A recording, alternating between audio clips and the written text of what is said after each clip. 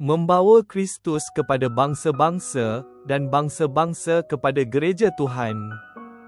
28 Mei 2025. Disatukan dengan Yesus. Efesus bab 1 ayat 15 hingga 23. Oleh itu aku juga, setelah mendengar bahawa kamu beriman kepada Tuhan Yesus dan mengasihi semua orang yang saleh, tidak putus-putus bersyukur tentangmu dan menyebutmu dalam doaku.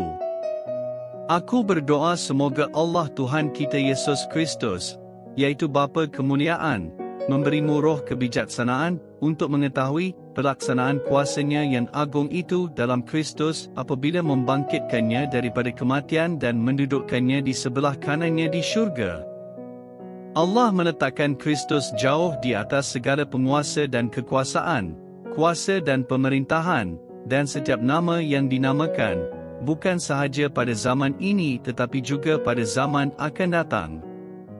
Allah meletakkan segalanya di bawah kakinya dan menjadikannya kepada semua hal ehwal jemaah, yang merupakan tubuhnya, disempurnakan oleh Dia yang menyempurnakan segala-galanya. Saya mengaku kadang-kadang saya mempunyai masalah memahami Paulus.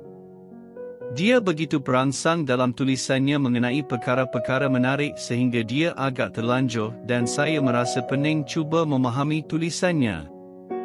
Saya tidak boleh menyalahkan Paulus di sini kerana dia betul-betul teruja. Ini adalah kerana Tuhan Bapa telah membangkitkan Yesus dari kematian dan meletakkan Yesus pada kedudukan yang paling mulia dan berkuasa di seluruh alam semesta. Semuanya berada di bawah tapak kaki Yesus dan tiada sesuatu yang di luar pemerintahannya. Bukankah ini kabar yang baik untuk kita juga? Tuhan Bapa telah menjadikan Yesus ketua gereja, maknanya kita semua adalah gerejanya. Yesus berhubung rapat dengan kita seperti kepala kepada badan. Kita berkongsi darah yang sama, oksigen yang sama dan makanan yang sama. Yesus menjaga dan menaungi kita dengan selamat, seperti mana kepala akan melindungi tubuhnya. Yesus yang dinaikkan tinggi dan mulia kini lebih dekat dengan kita daripada ahli keluarga atau sahabat kita. Dia telah menyatukan dirinya kepada kita dan ini adalah sukacita dan keselamatan kita. Bagaimana kita tahu Yesus akan menjaga kita dengan baik?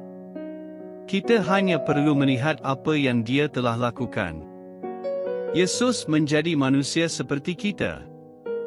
Lepas itu, Dia mengorbankan dirinya di atas kayu salib untuk menyelamat dan membawa kita kembali kepada Tuhan.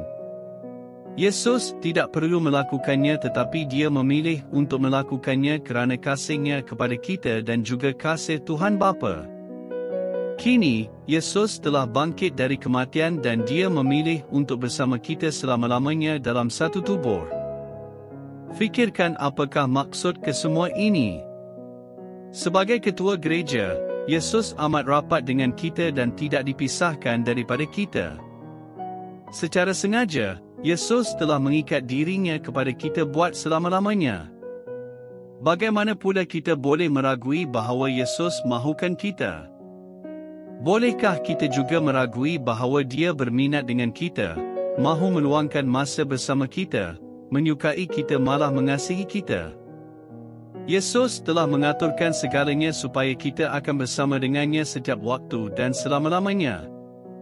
Tentu kamu tidak akan melakukan sesuatu seperti ini dan selama-lamanya melainkan kamu telah jatuh cinta pada seseorang.